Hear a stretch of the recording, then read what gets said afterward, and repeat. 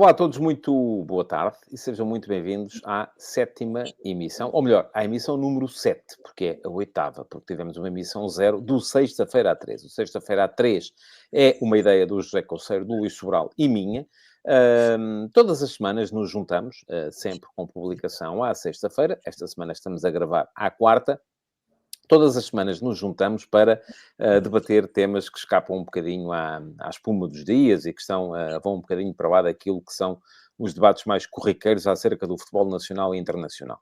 Esta semana coube-me a mim escolher o tema principal e eu quero falar aqui um bocadinho da Superliga Europeia e daquilo que me parece ser a sua inevitabilidade e também abordar aquilo que podem ser as vantagens e desvantagens que esse aparecimento vão provocar no ecossistema do futebol europeu e do futebol português. Mas já lá vamos. Antes, quero saber ainda sobre o que é que os meus queridos amigos vão querer falar. Eu posso estar à baliza, vou falar da audiência do Moreirense Porto. Foi mais um jogo em canal aberto, mas foi o primeiro jogo, desta época, obviamente, da Liga. Foi o primeiro jogo que teve um grande. E, portanto, os números foram bem diferentes. Passou na TVI num horário completamente diferente dos outros também. E, portanto, isso dá-nos uma noção do que é que pode valer em termos de audiência verdadeiramente um jogo da Liga em canal aberto, como havia, por exemplo, no tempo em que eu estava na TVI, em que a TVI tinha a segunda escolha e, portanto, escolhia sempre, obviamente, um jogo dos grandes. E, portanto, a ideia é falar um bocadinho sobre isso e mostrar um bocadinho de números e tirar algumas conclusões eventuais daí.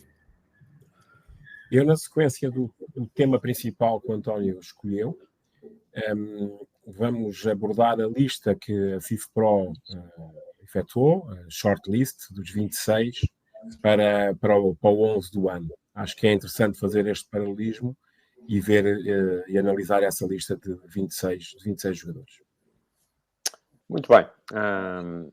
Vamos ver. O teu som, Zé, não está fantástico hoje. Acho que nos cumpre pedir aqui desculpas a quem nos está a ouvir, mas não, o facto de inclinares a câmara não vai melhorar o som. É inclinar a câmara, é pôr o microfone diferente.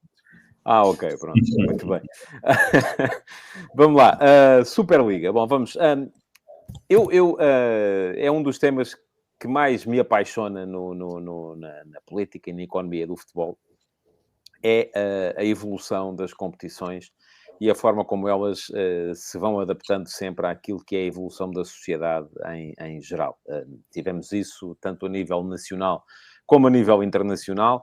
A nível nacional, basta lembrar, e eu gosto sempre de o lembrar, o início com os campeonatos regionais, organizados pelas associações de futebol regionais, e depois, à medida que os meios de transporte foram evoluindo, a capacidade para transformar os regionais em nacionais, e já vos tinha prevenido que ia dizer isto, não gostei da forma como a Federação Portuguesa de Futebol, quando os meus amigos lá estavam, ignorou olimpicamente o centenário do Campeonato de Portugal em 2022, porque é algo que nos devia orgulhar a todos, o facto de Portugal ter tido um campeonato organizado numa lógica nacional a partir de 1922.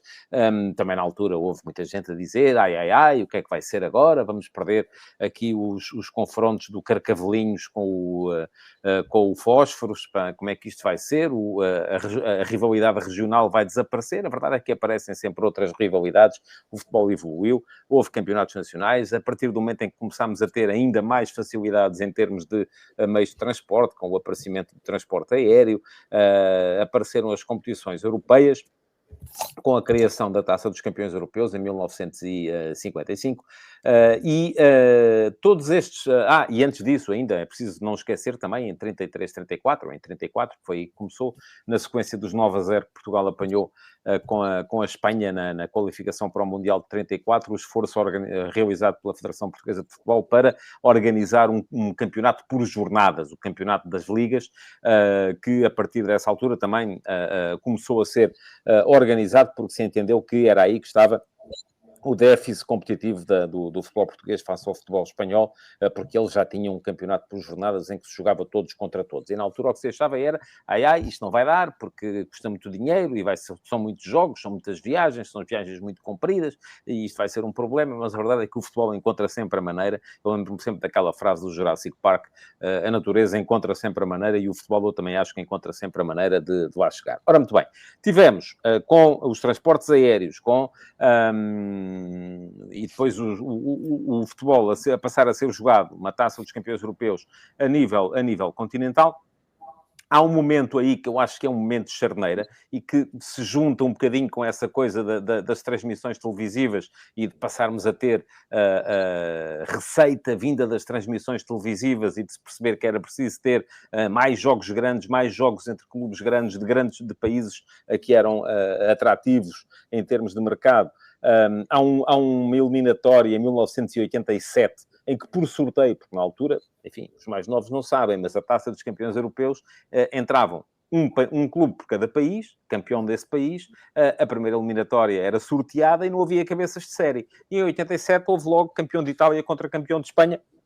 O Real Madrid eliminou o Nápoles e o Nápoles, que na altura era do senhor Corrado Ferlaino e tinha o Maradona, o Berlusconi, o Silvio Berlusconi, que já era dono do Milan, aquele Milan fantástico do Arrigo Sacchi, chegou e percebeu o drama e começou a encomendar estudos acerca da possibilidade da criação de uma Superliga. Portanto, a Superliga não nasceu agora da cabeça do senhor Florentino Pérez, nasceu em 1900, no final da década de 80, da cabeça do Silvio Berlusconi e da cabeça de um senhor que eu tive o grato prazer de entrevistar na altura, em 1990, para aí à volta disso, para o Expresso, chamado Alex Finn, que era um consultor que trabalhava na Saatchi & Saatchi e fez imensos estudos sobre esta coisa da Superliga e tinha uma teoria que eu...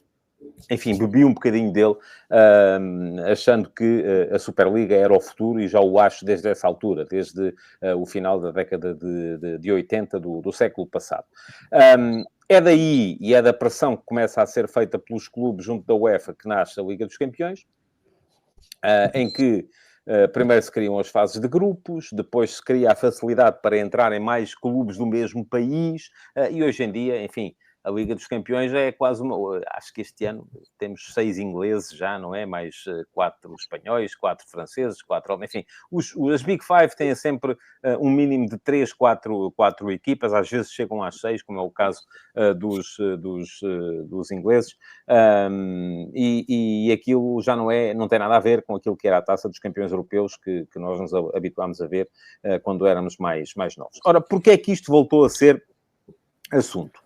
Voltou a ser assunto porque nós estamos permanentemente a assistir, e por isso é que eu disse que a questão das receitas de televisão era aqui muito, muito importante, porque naquela altura a Liga dos Campeões e a Premier League foram inovadoras no espectro europeu, numa coisa que era o marketing centralizado.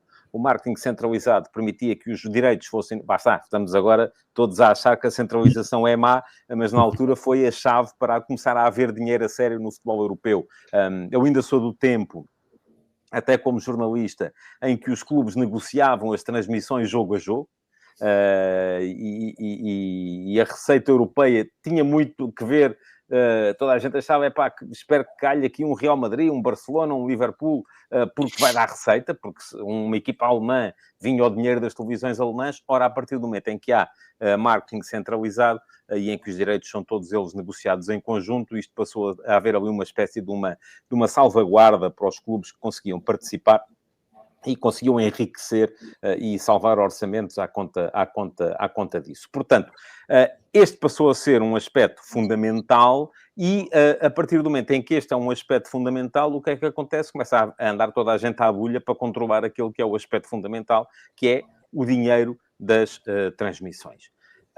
Neste momento, em termos de contexto político, nós estamos perante uma guerra sem quartel, e isto pode parecer estranho, não a vocês, mas se calhar a muitas pessoas que nos estão a ouvir, uma guerra sem quartel entre a FIFA e a UEFA.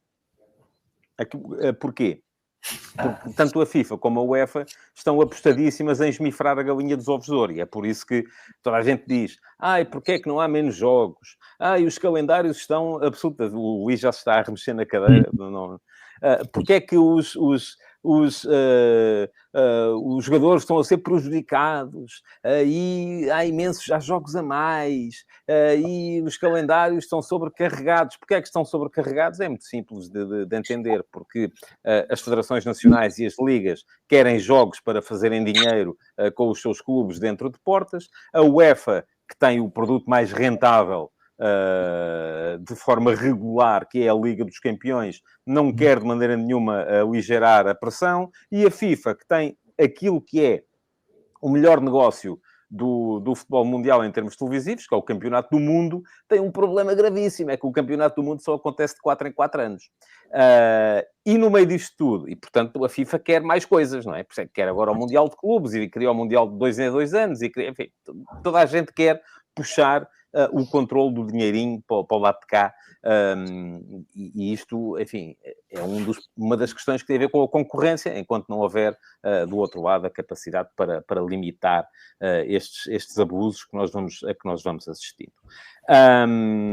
Os clubes, no meio disto tudo, perceberam, espera lá, nós é que jogamos, nós é que temos a marca, nós é que damos os jogadores, e grande parte do dinheiro está aqui a escapar-se. Enfim, vai para mecanismos de solidariedade, que é uma coisa que eu acho que é absolutamente necessária, mas o facto do dinheiro ir para mecanismos de solidariedade na cabeça de quem quer que o dinheiro venha para o lado de cá não é necessariamente bom. E por isso nasceu aquela tentativa rebelde de formar uma Superliga, que a UEFA, que já tinha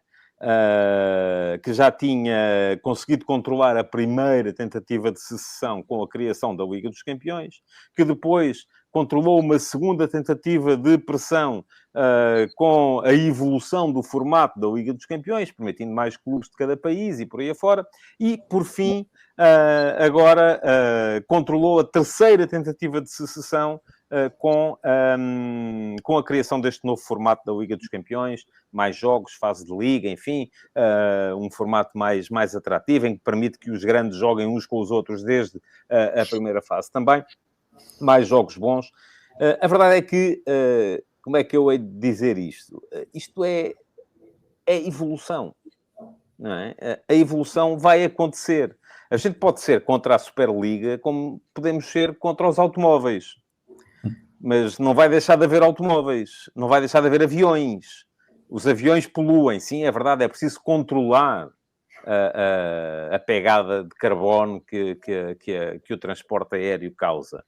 Mas não vamos deixar nada de avião, porque é uma evolução brutal em termos daquilo que é a vida no planeta Terra. Portanto, a gente pode ser contra a Superliga e continuamos a Superliga, isto é o fim dos tempos, vem aí um desastre e tal, é um cataclismo, vai acabar o futebol. Não vai. A Superliga é inevitável. E a única coisa que nós podemos fazer é tentar controlar a maneira como ela vai aparecer.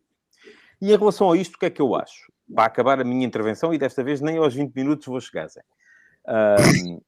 No meio disto tudo, o que é que eu acho? Acho que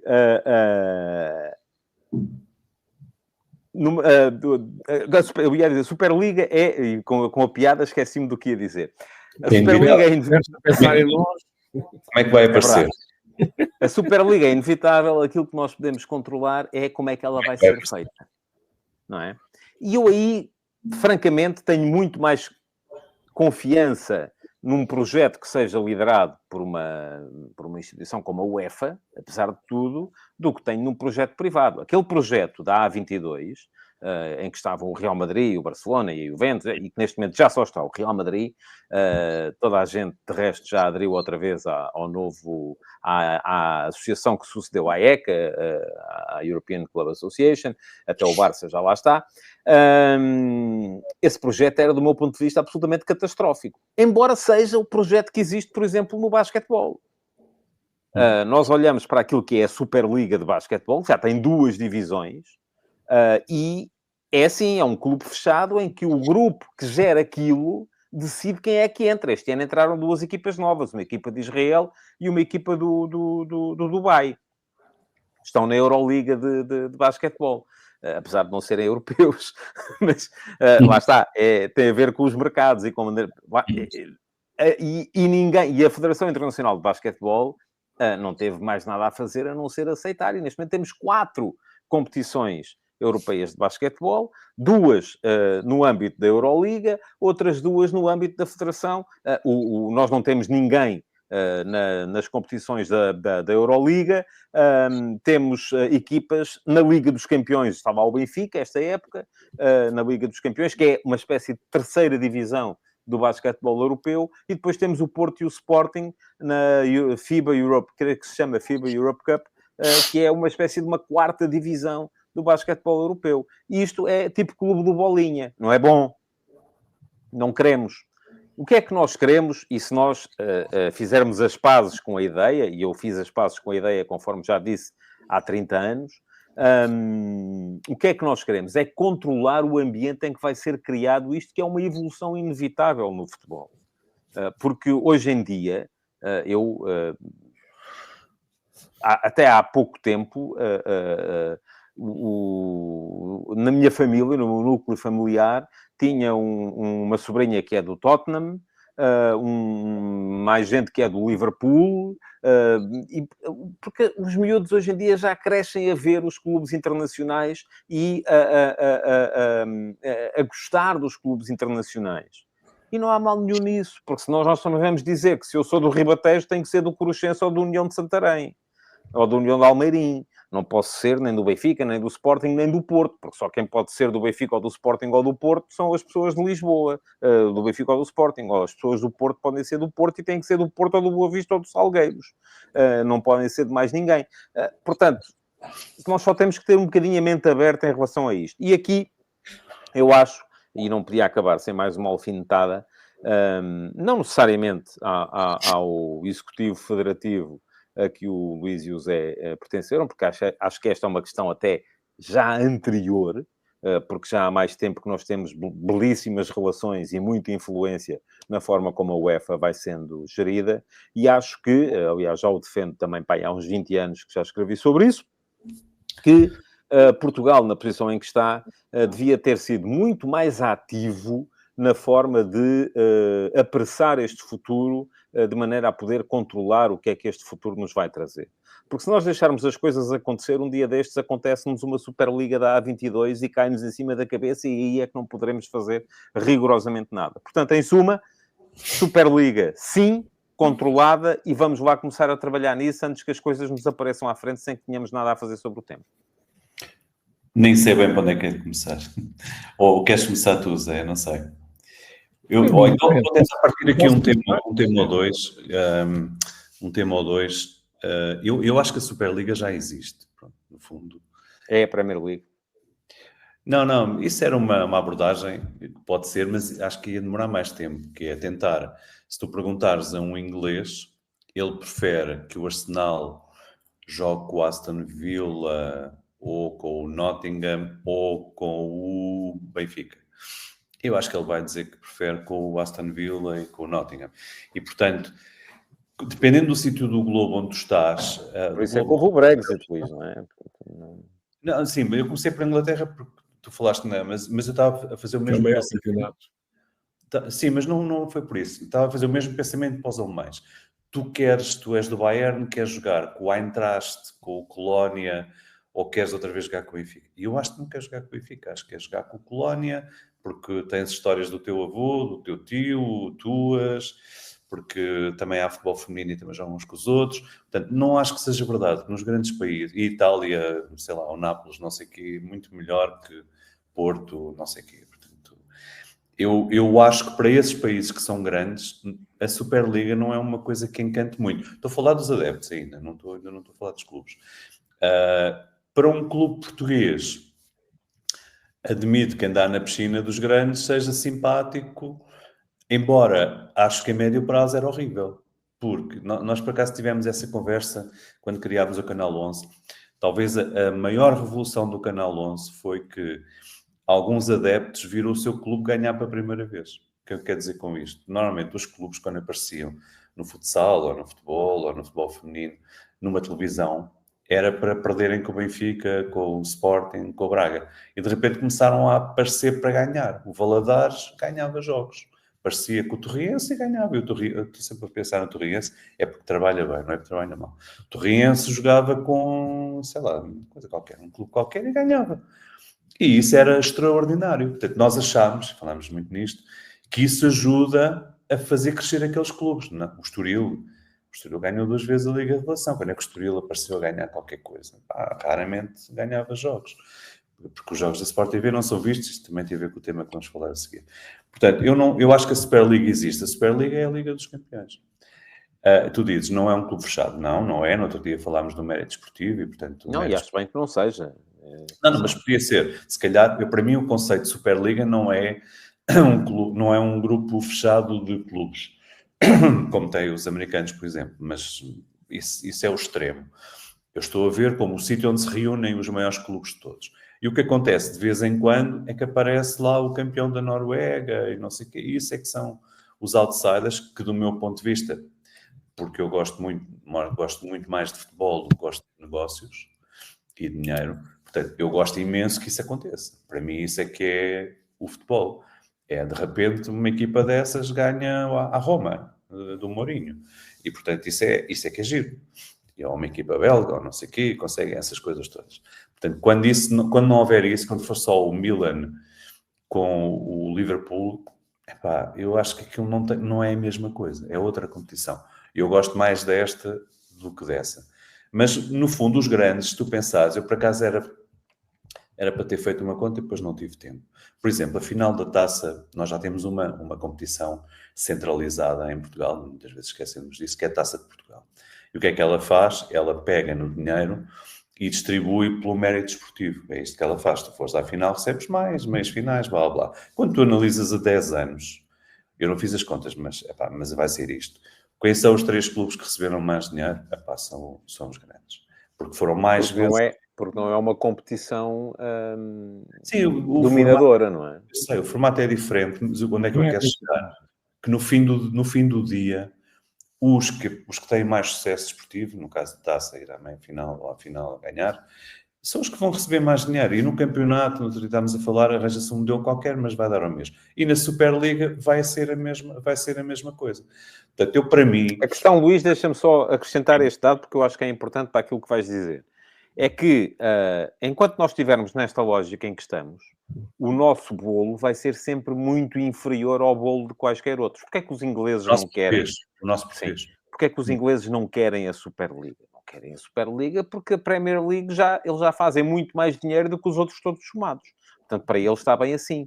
Porquê é que eu acho que nós devíamos querer? E eu sei que gostas mais de futebol do que negócio. Mas o futebol hoje é negócio, quer a gente queira, quer não queiramos. E, portanto, aquilo que acontece é, no dia em que nós conseguirmos estar, como tu disseste, na piscina dos grandes, vamos ter. Mas nós quem? Nós 2 clubes? Ou nós um clube? Não sei se é um, se são 2, se são 3, isso aí é o mérito esportivo que vai definir. Liga, Agora, uma coisa te garanto, não voltas a ter uma equipa portuguesa a ganhar uma Liga Europeia, uma Liga dos Campeões. Não, isso é outra conversa. Enquanto isso não acontecer. Não, compro isso. Nem a chegar a uma final, nem a umas meias finais. Não acontece. É impossível. Eu acho que o pecado original disto tudo foi passar a conversa ao Zé. E tu já falaste muitas vezes em direitos televisivos. Infelizmente, o que eu acho que aconteceu muito foi que os clubes, toda a gente, a indústria toda, mas os clubes, sentaram-se muito em cima do dinheiro dos direitos, porque ele de facto era imenso. E só agora, só há relativamente pouco tempo, em alguns países, noutros ainda nem começou, é que estamos a começar a olhar para estádios como deve ser. Quando tu comparas com os estádios dos Estados Unidos, é ridículo. E tu vês Itália, é uma vergonha. Nós, se não tivéssemos tido o Euro 2004, tantas vezes criticado, onde é que nós estaríamos em termos de estádios? Portanto, nós não olhamos para as outras fontes de receita que são fundamentais para um clube. E por isso nós, o futebol, muitas zonas do futebol, ficámos totalmente ou quase totalmente dependentes. Quando não desenvolvemos a área comercial, não desenvolvemos a formação, no caso de muitíssimos clubes, não têm formação de jeito, portanto não estão no mercado, Nós, quando pensamos em mercado, pensamos Benfica, não sei o quê, tudo bem, mas o futebol português não é o Benfica, é o Porto e o Sporting. Peço desculpa, mas não é. Portanto, devia haver muito mais gente. Onde é que eu queria chegar? Eu acho que, para mim, do que tu disseste, a coisa mais perigosa é se de repente veio uma diretiva europeia ou uma coisa do género que te diz tu, UEFA, não podes ter o monopólio de organizar isto, e de repente aparece uma organização ao lado. Isso parece-me um perigo real e não estás livre disso poder acontecer, porque são poderes diferentes e, portanto, isso pode acontecer. Porque, ao contrário da crítica fácil à UEFA e à FIFA, seguramente organizações com vícios e com problemas, como todas as organizações, mas o mecanismo que existe de redistribuição do dinheiro tem ajudado muito. Eu e o Zé, se calhar o Zé até aí tem mais experiência do que eu, nós andamos em muitos países ao longo destes anos e há muita academia feita nas Sérvias, nas Moldávias, nesses sítios que não existiria sem um mecanismo de redistribuição, quer o das seleções, dos europeus e dos mundiais, porque a FIFA tem feito muita coisa boa em muitos sítios, tipo América Latina e África, também terá feito erros seguramente, e na Europa, a Europa que estava lá atrás, dos clubes que nunca vão à Liga dos Campeões, beneficia muito deste fluxo de dinheiro. Tu falaste aí no mecanismo de solidariedade, para mim é talvez a melhor coisa que a UEFA fez nestes últimos 25 anos, vou dizer assim. E, portanto, ter isso em risco pode colocar em risco o futebol como o conhecemos hoje, que é muito melhor do ponto de vista de crescimento desses países do que era há 25 e há 30 anos. Sem dúvida, eu aí estou 1000% de acordo contigo. Também acabo por entrar ao 27º minuto. Mas isso é culpa do Luís Sobrão. Tu é que dizes que já estás com 90 minutos e não sei o que. Vamos lá ver. Em relação à Superliga, eu, inclusive, deve haver declarações minhas dos anos 90 e que eu acreditei claramente que era uma questão de tempo para se criar a Superliga. Eras um capitalista nessa altura. O António, não, por acaso não. Mas o António já estudou um pouco todo esse processo. Depois, com a mudança da Taça dos Campeões Europeus para a Liga dos Campeões e as mudanças que vieram a seguir, mas eu penso que há uma data que é marcante neste novo, digamos que em todo este processo agora, este último processo, que é a entrada do Ceferin na UEFA, em que passou a ter uma postura diferente e uma visão diferente em relação a todos os outros clubes, talvez porque ele venha também de um país pequeno. Por ser dirigente de um país pequeno, pode ter uma visão diferente dos dirigentes dos países maiores. Porque senão, caso contrário, eu penso, não sei se não havia já uma Superliga. Mas em parte concordo contigo. Os associarem-se os melhores entre os melhores, os médios entre os médios e assim sucessivamente, é uma questão de tempo. O problema é a forma como isso vai ser feito. E como é que se alimenta o campeonato de cima? Porque essa sempre foi uma questão que eu levantei. Muito bem, a Superliga ou uma Liga dos Campeões Europeus tem os melhores, mas os melhores têm que nascer de algum lado. Os melhores têm que crescer, os melhores precisam das tais academias que o Luís aqui explicou e todos esses apoios. Porque nós não estamos a criar um produto que é feito numa fábrica. Nós estamos a falar de pessoas. E, portanto, educar pessoas e fazê-las chegarem a um determinado nível não é a mesma coisa do que, sei lá, ter uma indústria qualquer outra, uma indústria automóvel até. Não é a mesma coisa, por muita inovação que haja. Portanto, eu acho que esse ponto foi um ponto fundamental e passou-se a perceber que é preciso também proteger as competições internas, porque as competições internas também vão alimentar uma futura competição externa de outra dimensão. Por caso contrário, nós perdemos, digamos que, a nossa base de criar valor. Parênteses, és capaz de dizer isso? As competições regionais têm que alimentar a competição nacional, porque senão nós perdemos Jovens, sim. As competições, tu repara, os miúdos chegam às academias vindo de pequenos clubes. Sim. O Cristiano Ronaldo é de Madeira. O João Félix é de Viseu. Por exemplo, não são de Lisboa, não são todos de Lisboa ou do Porto. Mas o Cristiano Ronaldo entrou no Sporting com 11 anos. O João Félix entrou no com 12 anos Futebol também. Clube do Porto com 10 ou 11. Mas apareceu num pequeno clube.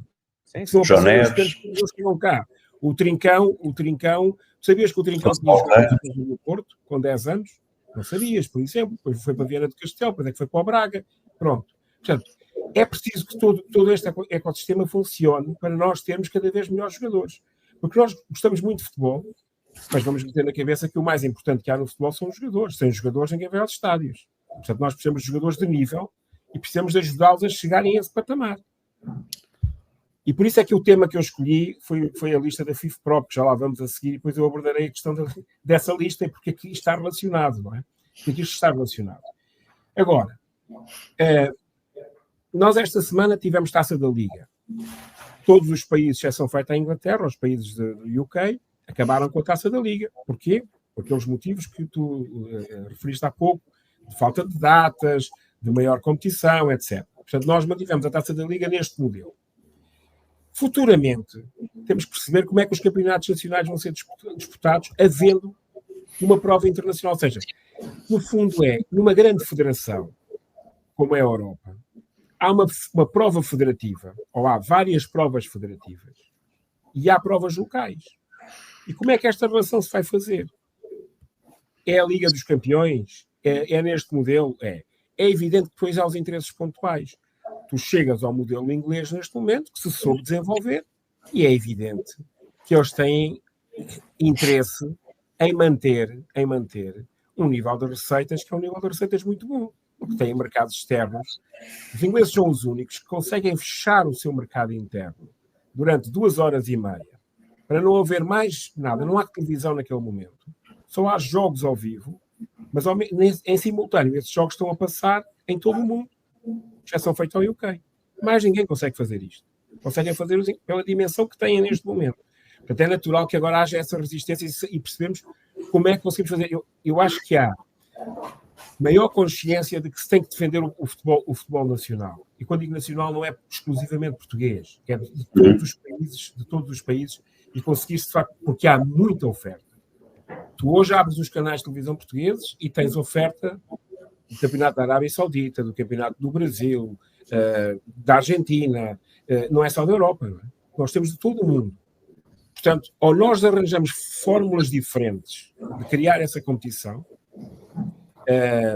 e eu não me parece que a questão de fundo seja a questão da carga de jogos, porque a carga de jogos também se resolve com plantéis com outra dimensão e com as equipas B. E vimos, eu ia há bocado referir, a Taça da Liga esta semana demonstra isso. Demonstra que é possível aproveitar determinadas competições para criar espaço de crescimento para esses jogadores. Mas e isso só vai aconteceu porque foram Como? 48 horas entre um jogo e outro, senão não acontecia. Não, mas se fossem 72 teria que acontecer, porque a seguir há um outro jogo e a gestão tem que ser feita. É impossível não haver gestão. Porque se pensar que se quer ganhar as competições todas com a mesma equipa, com o mesmo 11... Posso só dizer uma coisa sobre isso? Tu referiste ao basquetebol. Eu acho que o basquete não tem nada a ver com o futebol, apesar de o modelo competitivo podemos discuti-lo. Mas o basquete tem características muito diferentes do futebol e tem uma dimensão europeia, então não estamos a falar nos Estados Unidos, estamos a falar na Europa, que não tem nada a ver com a realidade do futebol. E, portanto, o futebol tem que ter um modelo de gestão diferente. Eu não acredito que o futebol vá ter um modelo de gestão idêntico ao basquetebol europeu. E eu espero que não tenha. Também. Não vai ter. Não gosto não vai ter. É impossível que isso aconteça. Porque tu repara, tu neste momento, estamos a falar das grandes ligas. Em França, tu tens uma equipa desse nível. Não tens 5 equipas desse nível. Tens uma equipa, que é o Paris Saint-Germain. Certo? Pronto. Sim, depende de quantos clubes tiverem, não é? Quantos é que vão estar? Não sei. 30? Podem estar mais clubes franceses. O que eu te digo é, chegas à competição maior e vês quantos clubes desses países conseguem chegar a um determinado patamar. Sim, Zé, mas... estás a pensar na realidade atual. Como? Estás a pensar numa realidade em que os ingleses, o último classificado do campeonato inglês, tem mais receita do que o primeiro classificado do campeonato português. Não é? Mas, e é essa realidade que eu acho que é importante para nós, portugueses, virar ao contrário. Não é Mas nós esse é temos que- mais esse do é que que foi o eles, nosso é erro. irmos comer à mesa com eles. Mas tu António, consegues aquele desculpa, volume, mas esse é que foi o aquele nosso erro. volume. O nosso erro foi, no final dos anos 90, início de 2000, nesse processo todo, não Não temos tínhamos percebido mercado. Não que, tínhamos não, mercado. desculpa, nós não temos mercado interno. Portanto, nós Sim. tínhamos que criar mercado externo. E nesse momento nós não conseguimos perceber que tínhamos que criar mercado Tens uma externo. série de problemas, eles têm a língua a favor deles, têm o universalismo do Reino Unido, o Britannia Rules the Waves, eles estão espalhados por todo o mundo. Sim, mas eles estavam com problemas profundíssimos do liganismo e o futebol deles. Pá, o futebol que reinava na Europa era o italiano nos anos 90, Sim, não era sim, o sim, inglês. verdade. Então, eles fizeram, qual é o mérito deles? Criaram um produto, que não é um mérito pequeno, criaram um produto a sério, com regras a sério, e isso, parecendo que estamos a dizer coisas tão óbvias, depois é tão difícil de fazer, porque Mas tens isso, que ter 10, Luís, 20 é um bocadinho como nós e tu estás no Substack como eu estou no Substack.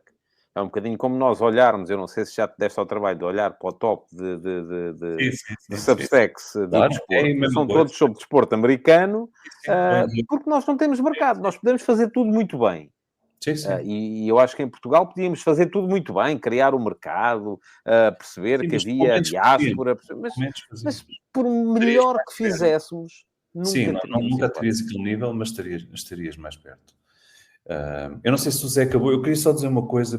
Não estava aqui previsto, mas tu falaste na Taça da Liga e eu lembrei-me. Ontem o Rui Borges, ele diz duas coisas que eu fiquei a pensar naquilo. Uma é que se calhar devíamos pensar em que a Taça da Liga desse acesso a qualquer coisa.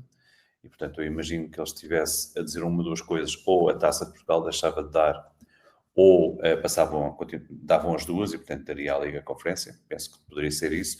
E depois disso, uma segunda coisa que foi, mas eu não quero ter grande opinião sobre isto. Ou seja, um treinador, por um lado, com uma ideia que eu acho que é totalmente absurda, porque uma competição de 8 clubes não pode dar acesso a nada. A Taça da Liga, como está, é absurda. Portanto. É contra o básico da verdade esportiva e de tudo isso. Mas, ao mesmo tempo, um treinador tem que ter opinião. E, se calhar, a conferência de imprensa não é um espaço, também estou de acordo. Mas tem que haver espaços para os treinadores dizerem a coisa... E eu gostava de perceber... Eu acho que... Vou tentar adivinhar. Eu acho que ele estava a falar nisso porque, se calhar, ele sente dificuldade em conseguir motivar os jogadores dele para um jogo destes, para um Sporting Alverca de Taça da Liga. E também, se calhar, por isso ele opta por meter outros jogadores para quem aquele jogo é o jogo da vida deles. E essa energia que os jovens têm contagia depois o resto. Portanto, estou a tentar interpretar com base no meu conhecimento. Jogou 48 horas antes. Não vai jogar 48 horas depois com a mesma equipe, isso é óbvio. Sim, isso também. Mas penso que ele não precisava trazer essa conversa para explicar o 48 horas. Explicava que é preciso rodar. Portanto, eu acho que há mais qualquer coisa. E tu olhas para a bancada e vês que estava muitíssimo menos gente do que é costume estar num jogo de uma equipa grande, meramente o Sporting. Portanto, também é difícil convencer os adeptos que aquele jogo é um jogo importante. Compara já amanhã, sexta-feira, ou hoje, sexta-feira, comparas o jogo, vai ser também o jogo Sporting Alverca. Sim, mas vai ser Agora à noite é o Sporting Alverca e tu vês, e vais ver que a bancada vai estar diferente. Como é quer dizer que o modelo competitivo desta competição está totalmente errado. Pode surpreender-vos, mas eu sou a favor da Taça da Liga. Não deste modelo, obviamente, mas sou a favor da Taça da Liga. Porquê? Porque eu gosto de tudo que sejam oportunidades de ganhar coisas. Luís, vamos situar as coisas. Vamos situar as coisas. A Taça da Liga surgiu em 2007. Eu estou a falar lá atrás, estou a falar agora. Não, mas porquê que surgiu? Surgiu para dar espaço a jovens jogadores. E depois ganhou outra dimensão por outras coisas e por outro tipo de... Para dar jogos às equipas que não estavam na Europa. Também. Na altura eu lembro-me de haver treinadores que diziam que só treinavam e não jogavam. O Vitória ganhou uma vez, não é? O Moreirense ganhou, o Estoril foi uma final, o Braga ganhou. O Vitória também foi uma final. Bom, nós somos todos a favor da Taça da Liga, mas estamos a desviar-nos do tema. O espaço da Taça da Liga, tu, com o número de equipas que tens na Europa, se a Taça da Liga desse entrada numa prova europeia, tu estavas a dizer qual era a equipa que ia à taça, era quem ganhasse a Taça da Liga, e é mesmo que ganha o campeonato, normalmente são os 4 primeiros. Isto não faz sentido nestes moldes, não esquece. Portanto, não faz qualquer tipo de sentido, na minha opinião. Mas faz sentido um treinador falar sobre isso, isso acho que faz todo sentido. Faz todo o sentido que os treinadores falem sobre isso. Como é óbvio, faz todo o sentido que toda a gente fale sobre isso, sem qualquer tipo de problema, e que se vá refletir sobre isso. Agora, o espaço pode ser um espaço. Porquê é que todos os países da Europa acabaram com a Taça da Liga? Exceção feita ao UK pela tradição que há. Eu podia responder-te, mas não quero. Pronto, eu não quero ao António. Não precisas de responder. O que eu te digo não é que se acabe com a competição, mas é que se perceba qual é. Vocês lembram-se de que há uns anos o Klopp com o Liverpool terem simultâneo uma final da Taça da Liga e uma final do Campeonato do Mundo de Clubes? Lembram-se disso? E eu pôs uma equipa num lado e uma equipa no outro. Claro que o objetivo era o Campeonato do Mundo de Clubes. Portanto, essa é a dimensão que eles dão à Taça da Liga. Nós cá damos, inclusive, uma maior dimensão à Taça da Liga Inglesa. Como se fosse a salvação da época. Não é a salvação da época nenhuma. É um espaço de crescimento dos jogadores, é um espaço de todo um processo. Sim, é esse o espaço. Mais nada. Aliás, Zé, que a Taça da Liga conta 0, percebe-se na forma como o Sporting organizou o seu calendário para este período. O Sporting podia ter feito o jogo de Tondela um dia mais cedo, jogou na quarta com o Marselha, quinta, sexta, sábado, 72 horas, jogava sábado, em vez de jogar domingo.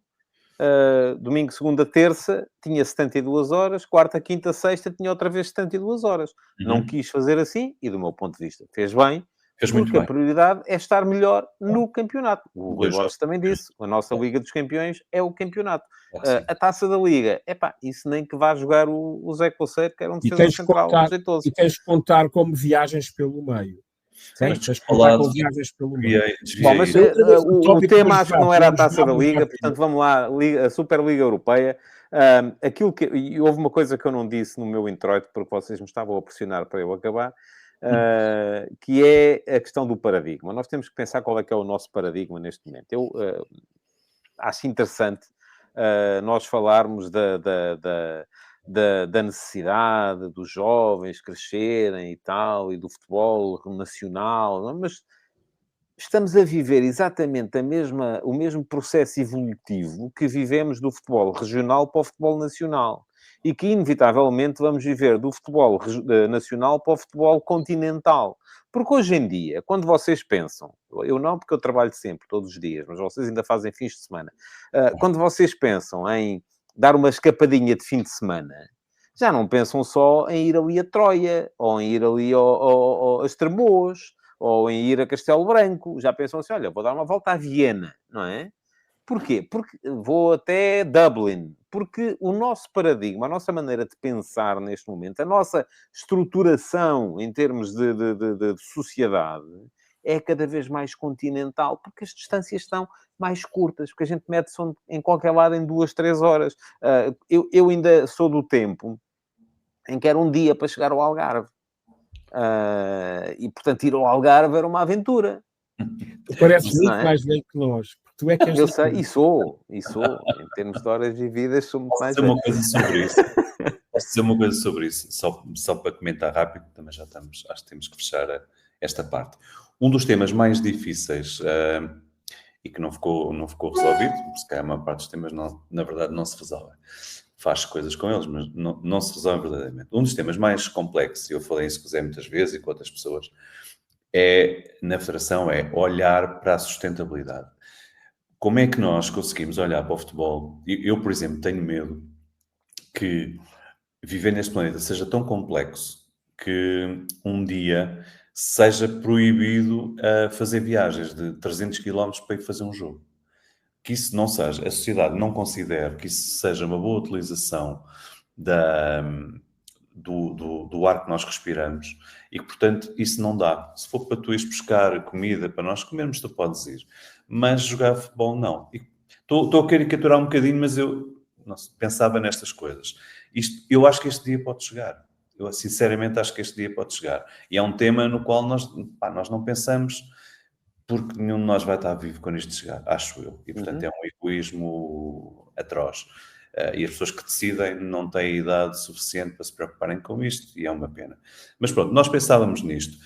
Pensávamos porque, do nosso ponto de vista, o que fazia sentido já era os clubes regionais, e é por isso que falo nisso, já estarem a jogar com outros mais longe. Castelo Branco estarem a jogar a Viseu e Viseu estar a vir jogar um bocado cá abaixo, porque senão de repente Porto Alegre já não tem equipas para jogar e isso sim é um problema. Mas isso levanta problemas do ponto de vista do que é o planeta e do que é a nossa vida e dos desafios que aí vêm. E portanto, quando tu dizes, eu meto no avião e vou não sei o quê, até desse ponto de vista eu não tenho a certeza que a vida vai ser isso.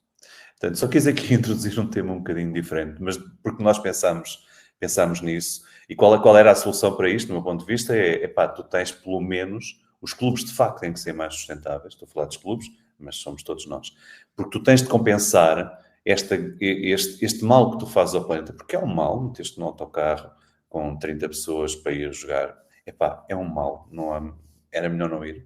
Portanto, eu tenho de compensar isto com aquilo que eu faço durante a semana. As luzes no meu campo têm que ser LED, não podem ser aquela luz que gasta tanto, a água não sei o quê. E era aqui que nós íamos para que clubes é que nós criamos. E isto tem muito a ver com o nosso plano estratégico, que eu e o Zé, felizmente,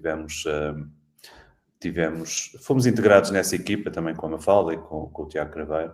E mais pessoas, mas nomeadamente nós 4. E foi, talvez, do ponto de vista intelectual, o maior desafio que nós tivemos foi sentar-nos, como pessoas de fora, a discutir o que é que pode ser, o que é que podia ser o futebol para além, neste caso, de 2030. E é preciso, os clubes têm que ser muito mais saudáveis do que são hoje para poder compensar a quantidade de coisas erradas. Pelo simples facto de nos mexermos, nós já fazemos ao planeta. E, portanto, do ponto de vista de sustentabilidade, acho que isso pode ser um desafio gigante que contraria um bocadinho esse projeto da Superliga. Espero estar enganado. Espero que a gente possa voar todos durante muitos anos e que se encontre outro tipo de soluções, mas tenho algumas dúvidas. António, quando falaste em sustentabilidade, pensei que ias falar no que é que vai acontecer aos campeonatos nacionais, por exemplo, ao campeonato português. Imagina se tiveres Benfica, Porto e Sporting a jogarem no plano...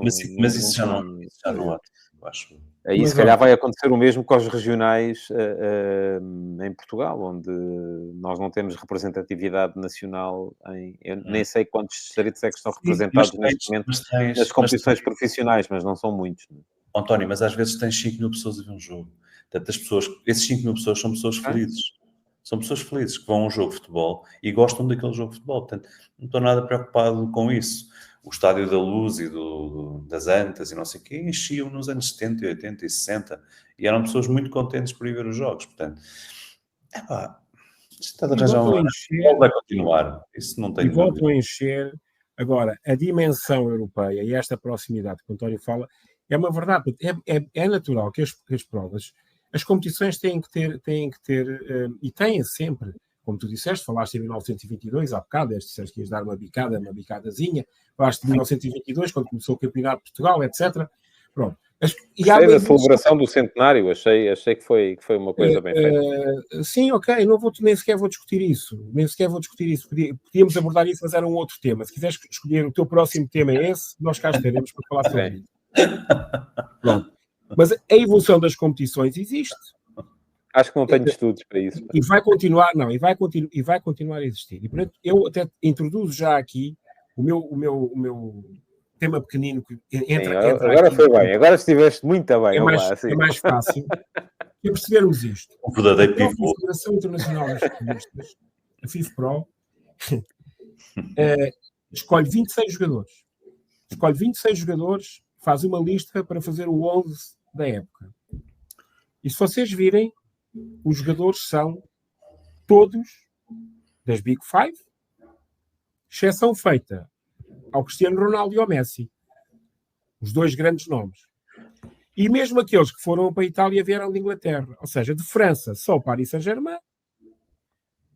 Também era melhor depois da época que fez. Também era melhor depois da época que fez. Não, mas vê a minha relação. De Espanha, fundamentalmente, Real Madrid e Barcelona. Uhum. E depois, quando chegas a Inglaterra, já tens Liverpool, Man United, Man City, Arsenal. Portanto, alargas um bocado. Uhum. Porquê? Porque a Liga Inglesa tem a dimensão que tem e tem a visibilidade que tem. Porque aqui são os próprios jogadores a escolher. Não é o público que está a escolher. São os jogadores que escolhem os seus colegas, patamares diferentes, obviamente. Também não têm estudos para isso. Não, têm o gosto pelo jogo e têm o conhecimento, mesmo que seja empírico, do jogo. Sim. O que é importante. Os jogadores falam muito de futebol entre eles, António. Muito. Eu sei isto da seleção. Esta relação, eu vou-te só dizer uma coisa, António. A forma física perde-se, a forma técnica perde-se, o conhecimento do jogo não se perde. E por isso é que eu entendo que há muitas vezes, muita gente que aborda, a nível mesmo do processo de treino, muitas questões técnicas do jogo e são muito incisivos na questão técnica do jogo, mas depois não são incisivos na questão de conhecimento do jogo, ou seja, na componente tática do jogo. E tu não tens tanta intervenção no jogo assim. O treinador não tem tanta intervenção. Portanto, quando se fala em trabalho acumulado, que é importante, etc., é importante se o conhecimento do jogo também for melhorado, não é? Pronto. Mas são os jogadores que fazem isto. E isto é significativo do quadro que nós temos hoje. É muito significativo do quadro que temos hoje. Ou seja,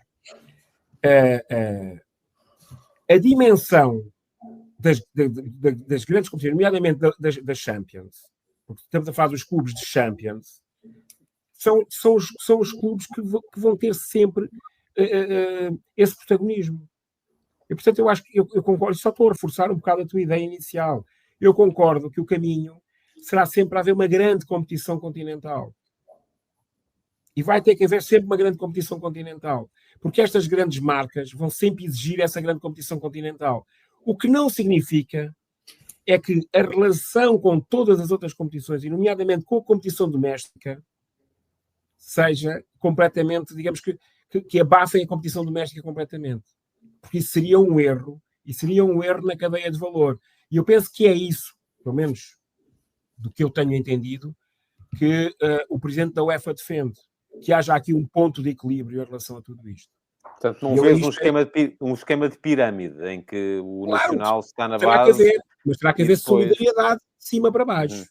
Pronto, para se conseguir aquilo que o Luís diz, é um campo pequenino, mas tem LEDs, mas tem uns bons balneários, mas tem condições para aquelas pessoas naquele meio verem aquele jogo que não estejam em competições. Se não tiver isso, nós corremos o risco dos miúdos e das miúdas irem praticar o desporto. Um risco, entre aspas, Claramente. Porque a sorte, entre aspas, do futebol, o futebol, a partir tem muitas coisas contra, não é? A maior coisa contra é o inverno, que é duro, não é duro aqui em Lisboa, mas que é duro em algumas zonas do país. E que tu no futebol enfrentas, ponto final, enfrentas. E que não tens na piscina e que não tens no... Tens para competições. Em muitas zonas da Europa para as competições. Só não acontece, só consegues manter, porque de facto o futebol tem uma dimensão tão grande em Portugal, que tu não perdes tantos atletas, e tens sensivelmente 1/3 dos federados são do futebol e do futsal. Mas se por acaso outra modalidade, agora estamos a ver, por exemplo, o pádel, estou-me a desviar um bocadinho, mas é o que é. O pádel é uma modalidade que, não estou a dizer que consegue ir buscar miúdos, mas também não estou a dizer que se calhar não consegue. Vamos ver como é que evolui. Mas pode haver um fenómeno qualquer numa modalidade. Imagina que de repente se começa a construir piscinas, mais do que já se construiu, e que se conseguem manter e não sei o quê. Porque é que não há de haver mais gente na natação do que há no futebol? Acho que é possível. Só que talvez comentar um bocadinho, só em tom de brincadeira, o que tu disseste. Acho que o facto da lista da FIFPro ser no fundo muito parecida com a lista da Bola de Ouro, se calhar vamos discutir alguns nomes que não estão e outros que estão, mas não é por aí, credibiliza um bocadinho, António, os jornalistas. Portanto, são os jogadores não veem o futebol muito diferente daquilo que tu vês, e isso para mim é bom. Era a notícia que eu tiraria. Em relação a isso, sim. Em relação a isso, deixa-me só dizer, em defesa da classe jornalística, que em nenhum momento me vão ouvir dizer que os jornalistas sabem mais de bola do que os jogadores. Epá, não. Ou do que os treinadores, de maneira nenhuma. Sim, aquilo que eu acho é que estão mais livres para dizer aquilo que pensam e das coisas mais Quando falam publicamente, quando estão entre eles. Sim. Das coisas, as votações para o FIFA da Best, feitas pelos selecionadores nacionais, aquilo é da gente se deitar para o chão a rir, não é? Porque eles votam no... Lá está. E eu fui muitas vezes agora, ainda nesta última votação da Bola de Ouro, em que votei no Dembélé em primeiro lugar, votei no Vitinha em segundo lugar. E quando isso se soube, fui trucidado por não ter dado o primeiro... Porque eu tinha que ter votado no Vitinha, no João Neves e no Nuno Mendes, porque são portugueses. Porque uma vez perguntaram ao Vicente Del Bosque quem eram os melhores, ele disse, são os meus. Pronto. E quando votou, votou nos dele. E se toda a gente votar nos seus, aquilo acaba tudo empatado, porque não há ninguém que desempate. E eu acho que isso muitas vezes também tem um bocado... por isso é que eu, enfim, geralmente tendo a dar mais credibilidade às votações feitas por jornalistas do que às votações feitas por jogadores e treinadores. E da mesma maneira, temos aqui o grato prazer de ter o José Coceiro, que já tem, enfim, está-se um bocadinho nas tintas para aquilo que pensam dele, e está livre para poder falar, e ainda bem que é assim. Mas eu tenho muita gente que aqueles treinadores que quando estão sem clube, vão fazer comentários para as televisões, e havia uma personagem, creio que era numa novela brasileira, e voltou outra vez ao tempo antigo, que era o Não Me Comprometa, não é? Ou era Jô Soares, não sei, era uma coisa... E a maior parte dos treinadores ou muitos dos treinadores que entre clubes vão fazer comentários, a única coisa que eu vejo ali é o Não Me Comprometa do Jô Soares. Porquê? Porque eles estão à espera de encontrar emprego outra vez a seguir. Eles também sabem, não querem dizer, porque não convém. Sabes que muitas vezes, e não vindo agora em defesa dos treinadores, não é nada disso, mas já me aconteceu a mim. Primeiro, eu concordo, porque as vozes independentes não dão jeito nenhum. Toda a gente gosta muito verdade. de dizer que... Mas depois não dão jeito nenhum as vozes independentes. A mim já me aconteceu quererem-me criar parâmetros a nível de comentário. E eu não aceitei exatamente por causa disso. Se eu vou comentar um jogo, eu vou comentar aquilo que eu vejo. Eu vou ver coisas diferentes das vossas, de certeza absoluta. Não estou a dizer que eu veja melhor que vocês. Eu vou ver coisas diferentes. Mas se eu não tiver liberdade para poder comentar, não é ser agressivo, não é falar mal, não é ter uma agenda, é comentar um jogo de futebol. E para mim, comentar um jogo de futebol em televisão é muito ajudar o espectador, o telespectador, a perceber melhor o jogo. Portanto, não é eu dar exclusivamente a minha opinião, se eu fazia assim ou se eu fazia de outra forma. Não. Eu tenho um facto. Ele fez assim. E eu explico porque é que eu entendo que ele fez assim. Depois, no final, no comentário final, depois do jogo, poder dizer, olha, penso que a decisão foi correta ou não foi correta, é diferente. Eu, naquele momento, eu penso que é importante as pessoas perceberem melhor o jogo. Isso é que dá gozo. Outra coisa é o jornalista. O jornalista fala sobre o que está, a bola bateu no poste, não bateu. Eu não quero saber bem disso, não é isso que eu quero. Pronto. Agora, nós somos muito condicionados. Eu digo isso. Eu tentaram-me condicionar. E quando me condicionaram, ficaram fora. Ficaram a falar sozinhos e eu fiquei fora. Pronto. Mas isso é muito difícil para muita gente. E nós percebemos que sim, e para jornalistas também. Só voltar um bocadinho. Vou só voltar para fechar. Deixa-me só concluir. Agora, já estás a fazer a passagem para, já estamos para outro os comentários e para o jogo em canal aberto. Exatamente. Mas hoje que falamos disso é assim. E hoje nós sabemos que muitas instituições têm a chamada publicidade institucional. E, portanto, as relações não são as relações dos anos 70 ou 80 entre a comunicação social e o futebol. Porque eu lembro-me de eu, ainda miúdo, os jornalistas estarem no campo, falarem connosco no final do jogo, do treino, estarem ali. Não precisas ir tão atrás, eu ainda fiz isso como jornalista, já não eras miúdo. Pronto, hoje é impossível que isso aconteça. Hoje não há nada disso. Portanto, as relações mudaram muito, mas a verdade é que as instituições também tentam, muitas vezes, ter uma preponderância sobre o jornalista, uma influência e o órgão de comunicação, não é só sobre o jornalista, que deixam os jornalistas em muito má situação. Muitas vezes, posso dizer, entre aspas, que vocês já são séniores, são veteranos, muitos daqueles miúdos que estão a começar a carreira, para eles é muito difícil. É muito difícil estarem debaixo daquela pressão. E isto não é bom, nem é bom para o futebol, nem é bom para o jornalismo. Deixa-me só, antes de Zé entrar com a TVI, dizer uma coisa. Eu faço comentários da Seleção Nacional na RTP desde 2006, portanto, vou fazer 20 anos. Eu costumo dizer a brincar que é mais tempo do que o Alves Santos e o Gabriel Alves, os dois somados. E nestes 20 anos, nunca, mas volto a dizer, nunca, da parte da RTP, houve qualquer tipo de pressão para eu dizer que sim, ou que não, ou que é para ali, ou que é para acolá. Aliás, eu creio que a pessoa que mais me pressionou nestes 20 anos foi o Luís Sobral. É verdade, eu imagino que tenha sido. Mas olha, em 2006, eu por acaso tenho uma cena gira, mas isso é depois para nós contarmos as nossas histórias. 2006 foi o Mundial da Alemanha, não foi? Foi. Quem é que estava na Alemanha a comentar jogos pela RTP? Mas nós Marcelo. O presidente Marcelo. Eu tenho uma cena gira e por acaso está gravada. Está... Eu entrei a seguir, pá. Foste substituir o Marcelo. Isso sim é uma história. Olha, deixa-me só dizer uma coisa antes de passar ao meu, que é o contributo desses jogadores que vão para as eleições da FIFPro e que vão também para a Bola de Ouro. Eu acho que há uma Superliga 2, vou ver se eu consigo explicar isto, que é o Instagram. E o que é isso? É, no fundo, aqueles que jogam nos maiores clubes e nas maiores seleções, eles são também aqueles que têm mais seguidores. E, portanto, muita gente vê os jogos, vê o jogo do Liverpool com o Manchester, mas muitíssima mais gente não viu o jogo, mas viu o grande golo no Instagram, ou, já no Facebook, acho que já não existe para esta idade, mas no Instagram seguramente, ou no TikTok, e portanto isso também tende a perpetuar os mesmos. E não viu de certeza o Olímpia Ljubljana, aqui para pôr se calhar a equipa de Seferin, não sei se é ou não, mas é pelo menos da cidade. É por o Maribor. O Maribor, exatamente, contra o Maribor, isso não viram de certeza, e eu também não vi, mas se calhar houve um golo incrível, melhor que o Liverpool.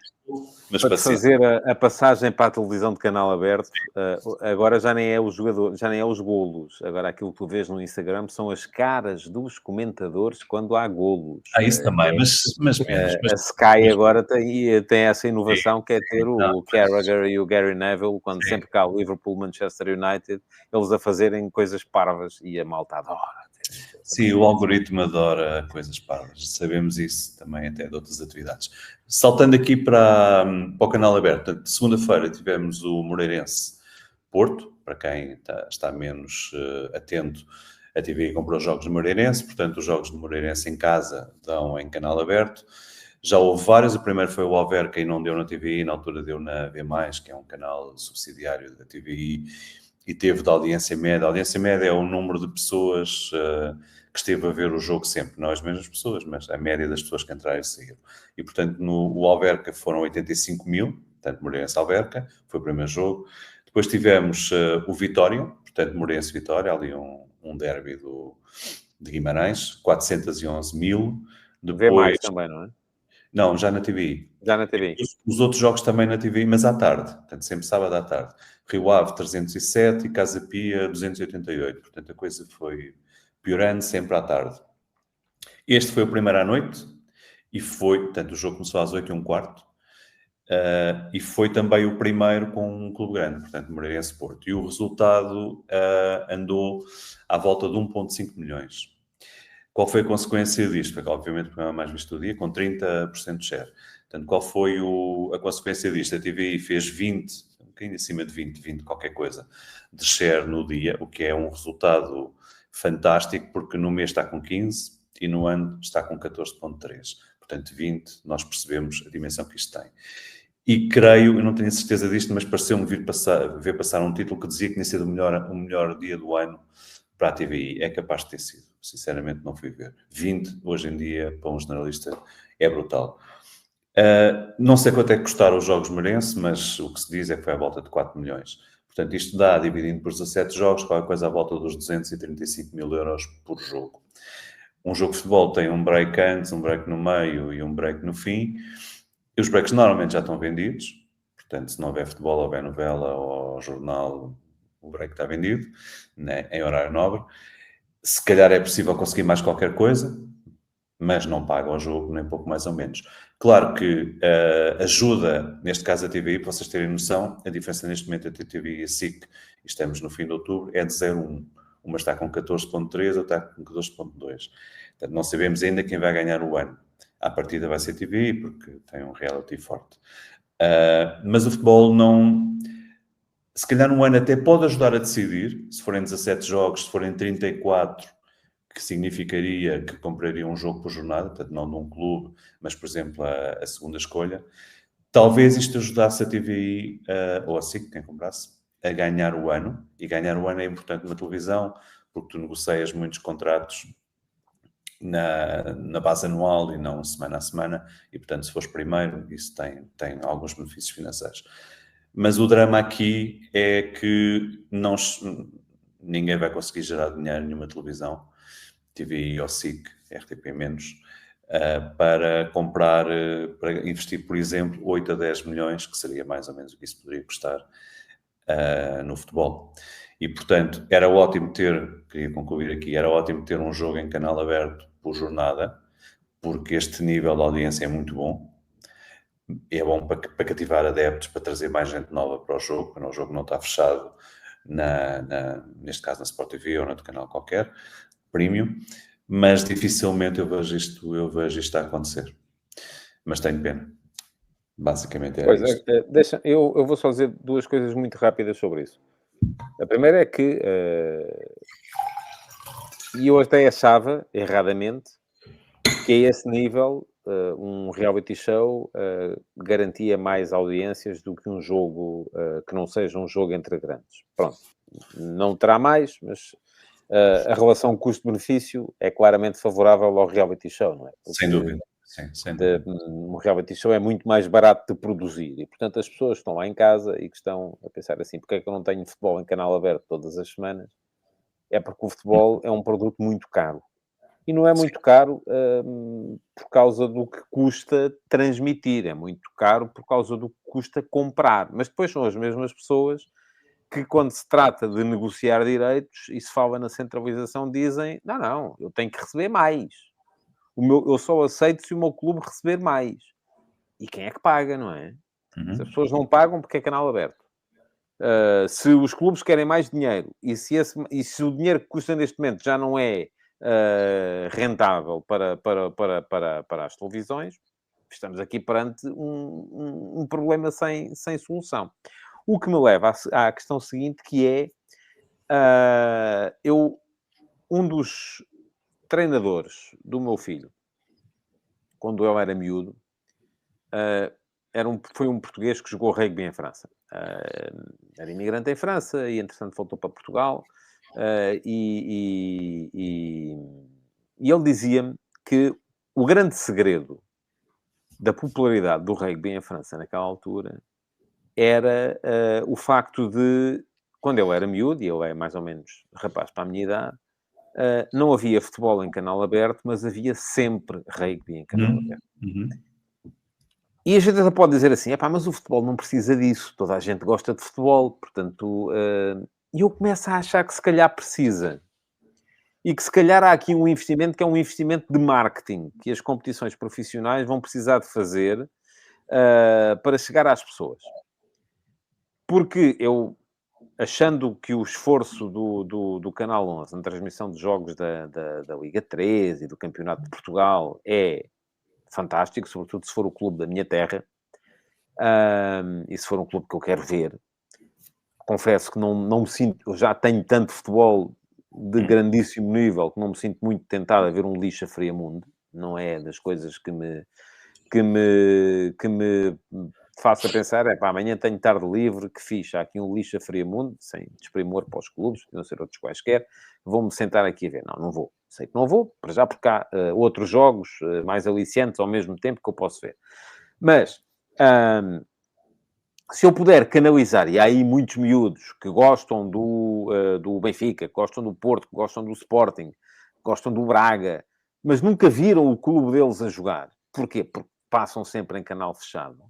Uhum. E se calhar permitir-lhes ter essa experiência de ver o clube deles a jogar em canal aberto é chamar gente para ver futebol. E eu acho que o futebol em breve vai precisar disso, até por causa da concorrência daquilo que estavas a dizer há bocado, dos Instagrams. Porque, cada vez mais, o público jovem é o público da experiência multitasking e experiência rápida. Não consegue ver um jogo, consegue ver um TikTok de 15 segundos e acabou. E não há mais. Aí, António, é que... Deixa eu dizer uma coisa. Sim, diz, que eu depois concluo. Eu vi agora que o Tribunal de Madrid deu razão à Superliga em relação à UEFA e à FIFA de abusarem da sua posição dominante. Portanto, é uma decisão judicial de... Sim, está em aberto. Pronto, e portanto, só para reforçarmos que isto vai continuar em aberto, pronto, isto era em relação ao tema anterior. Em relação a este, especificamente, parece-me a mim o seguinte, enquanto as pessoas não perceberem que a gestão de uma competição desportiva se faz com todos juntos, ou seja, que é impossível a alguém ganhar uma maior cota de mercado sozinho e jogar sozinho. Por exemplo, o Campeonato Português é a competição doméstica. O Benfica, o Sporting e o Porto não podem só jogar os três entre eles. Precisam de sempre de haver mais alguém. Mas podemos discutir se o campeonato pode ser a 16, a 14, a 10, a 18, a 20. Não interessa o número. Mas precisam de adversários. E, portanto, para eles próprios serem fortes, é preciso que esses adversários tenham alguma qualidade. E as pessoas não pensam desta forma. É evidente que nós temos um aspecto dominante destes três. E esta é que é a questão de base, é a mesma questão que se passa noutros países, mas ninguém tem o mercado interno como os portugueses têm. Portanto, é muito difícil. E os dados que vocês deram agora, é evidente que quando jogam o Futebol Clube do Porto, o Sporting ou o Benfica, os valores são uns. Quando jogam todos os outros entre eles, os valores são outros. Pode haver uma exceção pontual, os valores do Vitória de Guimarães são um bocadinho mais altos, ou do Braga, sim, serão um bocadinho mais altos, mas são coisas pontuais. Portanto, enquanto nós não pensarmos nisto num conjunto e percebermos, porque até esta semana, aliás, a semana passada, vocês viram as notícias e a Liga Belga está com uma questão profunda, e eles andam a discutir entre eles, com receio que quem lhes comprou os direitos vá reabrir a discussão dos pagamentos dessas mesmas verbas, porque não terá capacidade para chegar aos números que já foram, entretanto, reduzidos. José, isso é igual à França, o que está ali em cenário. Eu estava a pensar trazer isso para um dia destes, ligado à centralização, porque nós ainda não discutimos centralização, discutimos como é que seria entregar o dinheiro da centralização, mas não a própria centralização. Portanto, se tu não escolheres isso para a semana, eu trago para a outra. E o que está ali a passar é que, assim, rapidamente, é que tu no contrato, neste caso a DAZN, eles terão ali uma possibilidade de sair se não conseguissem chegar a acordo com 2 operadores. Imagina, com a NOS e com a Altice, para colocarem o canal deles lá, para as pessoas poderem comprar. Portanto, é mais ou menos isto que está em causa. Portanto, de repente, sim, eles podem, aqueles 84 milhões, que já é menos dos 100 e qualquer coisa, 100 e pouco que tinham no sessão anterior, pode desaparecer. Foi exatamente o que aconteceu com a França. Eles fizeram reuniões esta semana para tentarem arranjar soluções para problemas de tesouraria dos clubes, porque podem existir problemas de tesouraria. Claro que sim. E aí leva-nos e por isso é que eu sou maluco o suficiente para bater-me por uma solução que é direta ao consumidor. Aquilo que a França está a fazer. Claro que depois há muita gente, e nesta semana li artigos, pessoas que pensam exatamente ao contrário de mim, e é ótimo, que pensam que não, a gente tem que continuar a confiar na DAZN e nos outros e não sei o quê, porque ali é que está o dinheiro, e de facto, tu à partida consegues mais dinheiro, porque quando és tu a explorar, tu tens que pôr os custos de transmissão, mais a percentagem do não sei quê, mais o não sei quê, e depois o dinheiro líquido que fica é menos do que se eu vender ao Tadeia por 10, é melhor do que se eu me meter a abrir um restaurante para depois fazer 10 euros. Tenho que fazer 15 euros para conseguir ficar com 10. Ok, mas pelo menos não estou dependente do Tadeia a dizer já não quero fazer este negócio contigo. Ou dele ir à falência. E acho que é nisto que o futebol precisa pensar. Não estou a desejar isso, António. Desejo que tu tenhas muito dinheiro sempre e sejas muito feliz. E, portanto, eu queria só fechar dizendo que esta audiência do Moreirense Porto é do Porto, é o que diz os outros dados, mas também é muito Moreirense, porque o Moreirense conseguiu marcar primeiro e esticou o jogo até ao fim. Porque se o jogo tivesse 5-0, eu garanto-vos que a audiência não era esta. E esta, para mim, era a mensagem final, batendo com o José disse. Tem que haver equilíbrio. Se não houver equilíbrio, eu não quero ver o jogo. Vou ver outra coisa qualquer. E isso, para mim, é a chave. António, muito bem.